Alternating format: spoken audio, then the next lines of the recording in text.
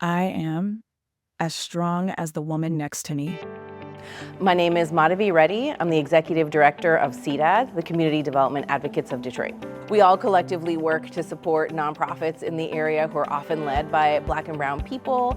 Very often they're led by women. Black women are often called and expected to do all of the things and do a lot of invisible labor and do a lot of things in the background and are expected to be the people who speak up when times are really difficult.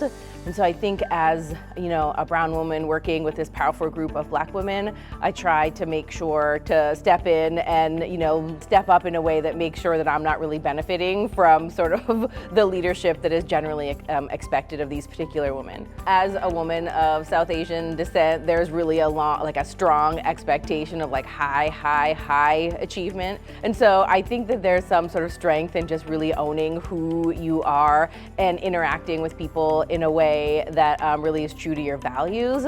I think strength is really living a life that is values-led, which is difficult sometimes. And I think strength is also growing into the idea that you don't have to do everything. I think we're really conditioned that we have to do all of the things. People don't understand the depth and breadth of how strong these communities are and Black and brown women are. And I think, that without understanding the sheer amount of labor and brilliance that exists all around them, I think people will be surprised because it's sort of counter to some of the things we hear in the media all the time. It's a little bit different from the narratives that people are told about us and our communities.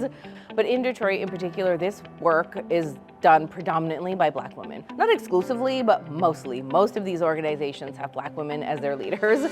So I think our allies in philanthropy and government and our other supporters can really acknowledge the role in really keeping this beautiful city whole.